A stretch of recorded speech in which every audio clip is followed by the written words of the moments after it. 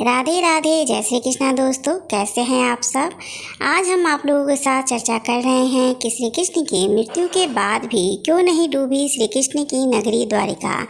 तो काफ़ी लोग इस बात को जानते होंगे कि श्री कृष्ण ने द्वारिका नगरी जब बसाई थी तो उसके लिए भूमि उन्होंने समुद्र से मांगी थी और समुद्र ने इस शर्त पर भूमि दी थी कि द्वारिका तभी तक सुरक्षित रहेगी जब तक कि श्री कृष्ण द्वारिका में मौजूद रहेंगे। श्री कृष्ण की मृत्यु के बाद द्वारिका की जो भूमि है वो समुद्र वापस ले लेगा और श्री कृष्ण ने इस बात पर सहमति जताई थी और समुद्र ने जो भूमि है वो श्री कृष्ण की द्वारिका नगरी के लिए छोड़ दी थी।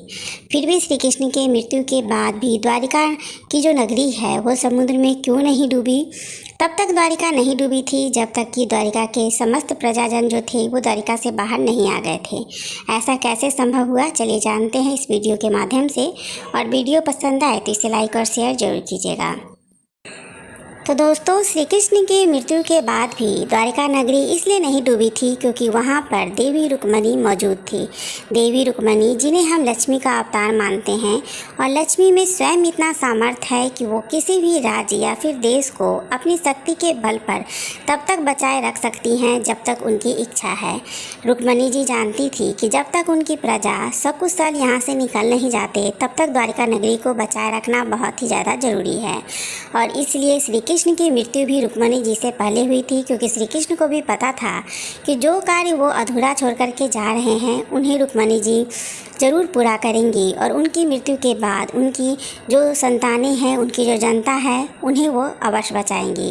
देवी रुक्मिणी जब तक द्वारिका में मौजूद थी तब तक समुद्र ने द्वारिका नगरी को अपने अंदर समाहित नहीं किया क्योंकि समुद्र में भी उतनी शक्ति नहीं थी कि वह रुक्मिणी यानी कि देवी लक्ष्मी के विरुद्ध जा करके और द्वारिका को अपने अंदर समा लेता। श्री कृष्ण की मृत्यु जब हुई उसके बाद अर्जुन के पास उनकी मृत्यु का समाचार पहुंचा। अर्जुन द्वारिका आए और द्वारिका आने के बाद वो रुक्मिणी और उनकी समस्त प्रजा से मिले और उन्होंने श्री कृष्ण की अंतिम इच्छा उन लोगों को बताई। उन्होंने बताया कि श्री कृष्ण की अंतिम इच्छा थी कि आप लोग द्वारिका छोड़ करके मेरे साथ इंद्रप्रस्थ चले। रुक्मिणी, उनकी सभी संतानें और उनके जो भी प्रजागण बचे हुए थे सभी लोग श्री कृष्ण की आज्ञा के अनुसार अर्जुन के साथ प्रस्थान कर गए और रुक्मिणी जी के द्वारिका से बाहर कदम रखते ही समुद्र ने समस्त द्वारिका को अपने अंदर समाहित कर लिया। रुक्मिणी जी जब तक द्वारिका में मौजूद थे तब तक समुद्र अपने अंदर द्वारिका को समाहित नहीं कर पाया, लेकिन रुक्मिणी जी के बाहर कदम रखते ही द्वारिका नगरी पूरी तरह से समुद्र में समा गई।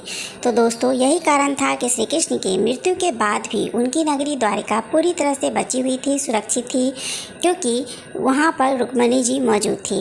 रुक्मिणी जी जब इंद्रप्रस्थ पहुंची अपनी समस्त प्रजागणों के साथ, अपनी संतानों के साथ, उन्हें पता था कि अब यहाँ पर सभी लोग सुरक्षित रहेंगे और अब उनका कार्य भी समाप्त हो चुका है और वापस उनके भी यहाँ धरती से प्रस्थान का समय आ गया है। इसलिए उन्होंने भी अपनी देह को त्याग दिया और इस भूलोक से अपने लोक में वापस चली गई। तो दोस्तों, यही कारण था कि श्री कृष्ण की मृत्यु के बाद भी उनकी जो द्वारिका नगरी थी पूरी तरह से सुरक्षित थी जब तक देवी रुक्मिणी द्वारिका में मौजूद थी। और देवी रुक्मिणी के रहने की वजह से ही श्री कृष्ण की मृत्यु के बाद भी द्वारिका नगरी समुद्र में नहीं डूबी। तो अगर आप लोगों को मेरा ये वीडियो पसंद आया हो और आप लोगों को लगता है कि वास्तव में इस बात में सच्चाई है तो कमेंट बॉक्स में राधे राधे या जय रुक्मिणी जरूर लिखिएगा, क्योंकि राधा और रुक्मिणी दोनों ही लक्ष्मी का ही अवतार थी। हम राधे का नाम ले या फिर रुक्मिणी जी का नाम ले, दोनों एक ही हैं। तो अगर आप लोगों को मेरा वीडियो पसंद आए तो जय देवी रुक्मिणी जरूर लिखिएगा। राधे राधे, जय श्री कृष्णा।